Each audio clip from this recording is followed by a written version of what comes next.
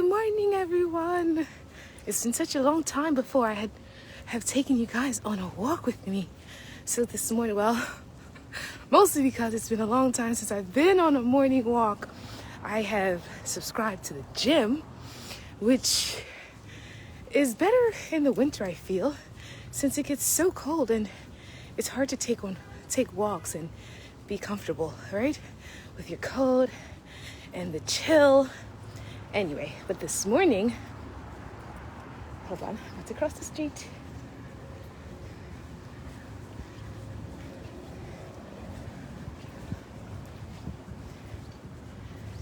But this morning, I was on my way to the gym.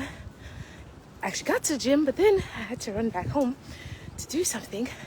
And so I was like, don't want to go back. Don't like to retrace my steps sometimes. I don't know. So I said, let me go for a walk instead and then run some errands before the Sabbath. Kind of do it earlier, right? Anyway, so this morning I woke up and I was just so, I guess, happy and basking in God's glory type of feeling.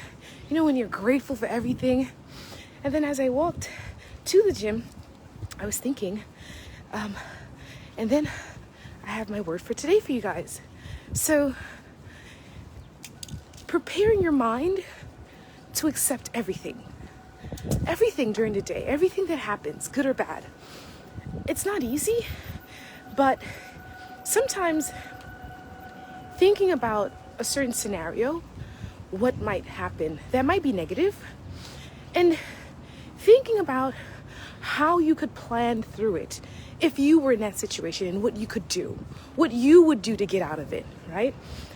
Thinking about certain choices and possibly making the wrong choice. Not intentionally, of course, but if you were to make a poor choice, or if something was to happen to you that was out of your control, both, what would you do? And how would you handle it? But first, preparing your heart and mind to accept it, because even if it was your doing, if something happens as a consequence and you can't get out of it, you must accept it. So preparing your heart and mind to accept whatever comes before it comes is really important. Knowing who you are and realizing that there are certain things that you cannot control, and there are certain things that you don't have the power to change, will help you decide, beforehand, before it even happens, that if this were to happen, I'm going to just resolve to accept it and to work through it. And what could I do if that was me? What kind of steps can I take? How can I, prepare my mind for this situation, right? And I know it's not going to be easy, because I'm trying to figure out which way to go. I know I should be looking for a TD Bank. I don't see the TD Bank. Is it on this side? Oh, it's on that side. So I should be going this way. Okay, all right. I'm still learning this neighborhood. Okay, crossing the street. So I'm going to give you guys an example, right? My aunt and I were so close, and I love her so much. But it was so much, so bad. Like when I used to get in trouble, and she used to be upset with me, it would devastate me. Like I would cry for days and just feel like, how could she do this? And why did this happen? And it was just so bad. And I realized that this kind of devastation and this heartache, it was just too strong. So I said, God, you know what, God? You're going to have to do something about this, because God forbid something happened to my aunt, or between me and my aunt, I won't be able to handle it. I wouldn't know what to do, because I'd be too devastated. Okay, he's going too slow. I'm going to go. So I said, God,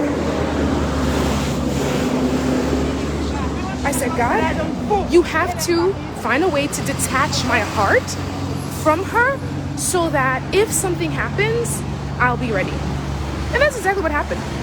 And you know, now that we're not together anymore, I'm not as devastated and like in pieces as I would have been before I made that prayer. So that's what I'm talking about. Like, if you find that there's such a situation in your life, something that you are horrified about, something that you, when you see it happen to others, you're like, oh my gosh, if that was me, what would I have? If that's, whatever that is, hold on, just read.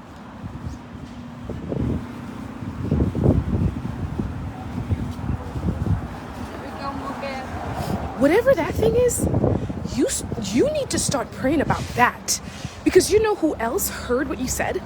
You know who else saw your reaction, even if you didn't utter it, right? Okay, so this is what I tell people. You know how the devil can't read your mind, right? He cannot read your heart. Only God can. God reads your mind. God reads your heart. But you know what the devil does? The devil reads your actions. And he doesn't just read what actions that are blatant and apparent. He reads the subtle actions. He reads those fight and flight actions. The response, hold on, street.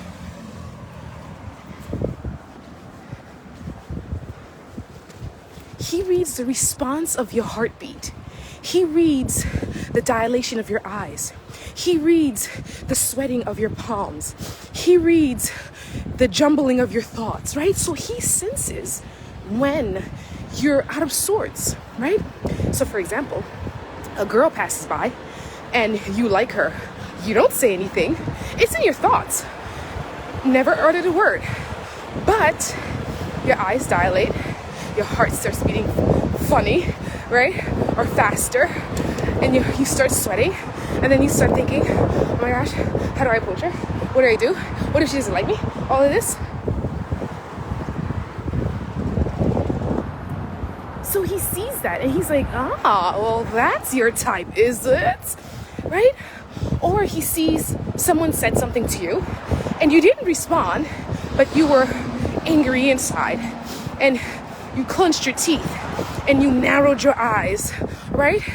That was a signal for him to show him that you were angry, that you were biting your tongue, that there were thoughts that you had but you didn't reveal. See, those are the things he reads.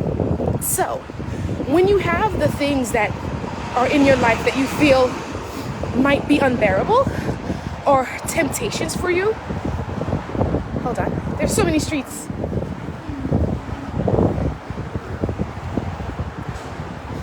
Those are the things that you need to start praying to God about, like now. Like, let's say your taste in women or men. Let's say anger issues. Let's say your fears and your phobias. Those things like, oh, I hate dirtiness, or I wouldn't know what to do if I was homeless, or if my husband left me, or if my child was bad, or if I was fired. Those things that make your blood boil, make your heart cringe, make your skin, like those things that make you uncomfortable. Because the devil knows. Hold on, street.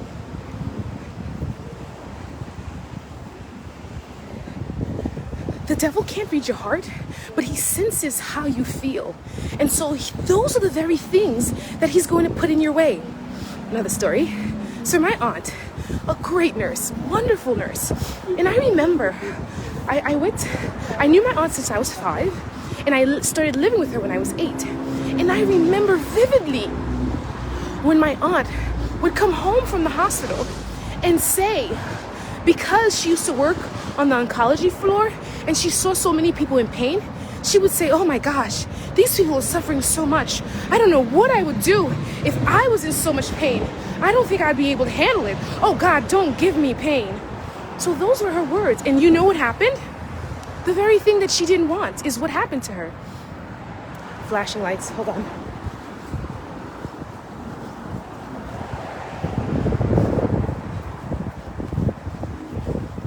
The very thing she was afraid of, the very thing that she did not want, the very thing she said she could not handle is what the devil dished out. Because he said, that's your breaking point. So he's always looking for your breaking point.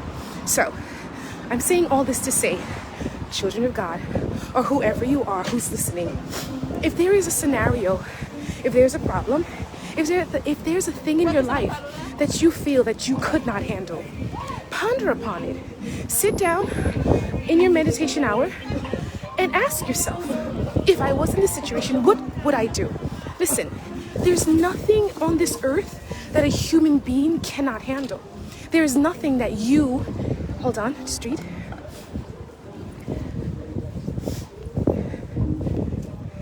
There's nothing you and God cannot handle. So even that most gruesome, that most traumatic, that the worst ever postulated happen thing, whatever happens, whatever thing it is, you can handle it. But you know how you can handle it better? If you prepare for it in your mind, not your actions per se, right? What would you do, right? If someone comes at you in the night and tries to mug you, what would you do? If you're not ready, maybe you need to take some classes. Maybe you need to do defense or karate or kung fu or jiu-jitsu or something so that the devil sees. Listen, I may not like this thing. Hold on, crossing.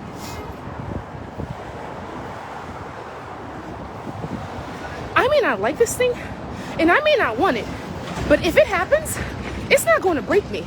It's not going to ruin me. It's not going to crumble me. I'm going to survive it. I might moan. I might groan. I might cry. I might fall. But I'm not going to stay down because I'm a child of God. And he has given me the tools and the possibility, the mindset, the frame, everything that I need is either in the Bible or out there in the world that I can use to support myself and make it. But you really have to believe that. And the only way you can believe it is if you exercise, right? The powers of your mind so that you play out the scenario. There were times in my mind I'd say, if I was homeless, what would I do? Where would I go? How would I react? And sometimes I watch certain movies. It's for those scenarios, right? Because I do not make certain choices in life by the grace of God and by my upbringing that would allow me to be in certain situations. But I know that there's a devil out there. And it's not because of anything that I've done that I am not in the situation that others are. So I prepare my mind for certain scenarios, what I would say, how I would react, how I would think, so that if, God forbid, I'm in one of these situations, I'm not taken by surprise. So the body has a mechanism, if you don't know, I mentioned just earlier, fight and flight.